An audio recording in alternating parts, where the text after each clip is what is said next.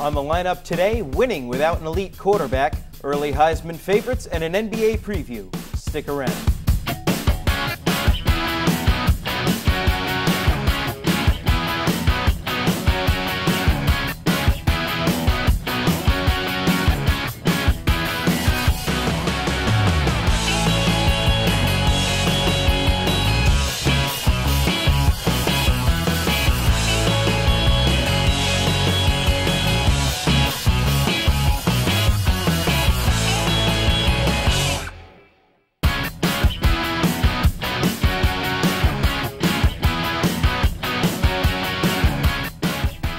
Hello everyone and welcome to Lions Lineup, the sports show here at Lions Television that brings you sports news, analysis, and fun on the national level.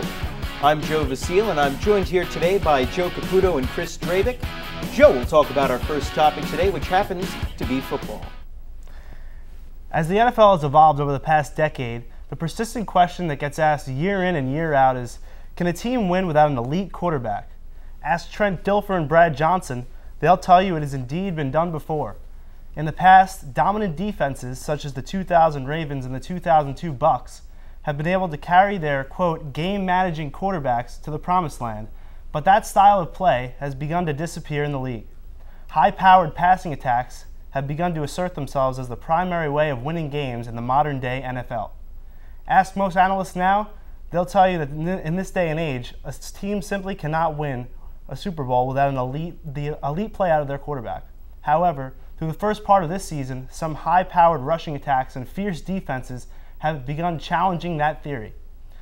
While teams like Houston, San Francisco, and Baltimore have emerged as some of the best in the league, elite quarterbacks such as Rodgers, Brady, Breeze, and Manning have struggled, none of which winning any more than half of their games through this point in the season. Additionally, only 3 of the NFL's top 13 passing attacks have posted winning records through this first quarter of the season. What is the point I'm trying to make? There are 21 other positions on the football field that also help decide games, and they deserve to be acknowledged too. Yes, the quarterback position is one of the most important in all of sports, but as long as there is still a team surrounding him, there will always be the other factors that help decide games. And with that, I ask my 2 questions. Will we ever see an NFL again that focuses on the ground game, defense, and turnovers? And is it possible for a team to win the Super Bowl this year without elite play from their quarterback?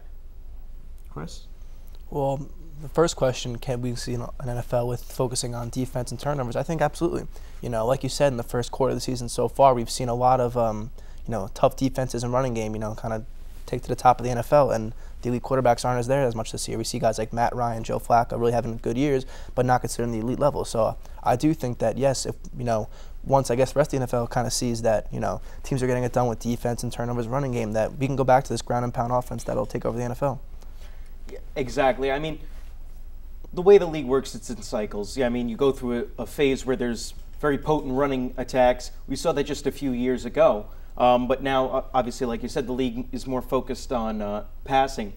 But if you look up and down at the best teams, these are teams that have very good defenses. When you talk about your Baltimores, your Houstons, I mean, even to a certain extent, the Eagles and Cowboys, they've had mixed results, but their defenses are still, they're serviceable enough with the offenses that they have. And you look at, some of the other teams like the Saints, whose defense was just decimated as a result of really the suspensions because of the Bounty Gate. They're on the way down. They're not winning as many football games because no matter how good your offense is, you still have to be able to stop the other guy. And I think you look at the last year's playoffs, 2011-2012 playoffs, it almost seemed as if teams, the whole NFL wanted to make that switch. You saw the 49ers and the Ravens. They went to, the Ravens missed a field goal that could have sent the game to overtime. Lee Evans dropped a pass in the end zone that would have won them the game. The Niners were in in overtime with the Giants.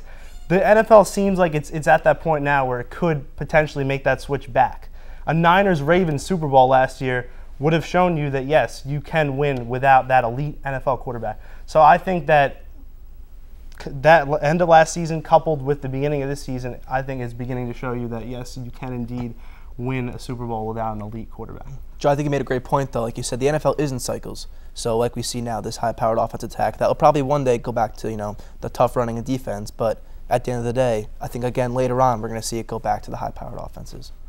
Exactly. I mean, like you were saying, both the Ravens and Niners made it to their respective championship games last year, and they were both very close to making it. Of course, a Billy Cundiff field goal was the difference between the Ravens and the Patriots making it there.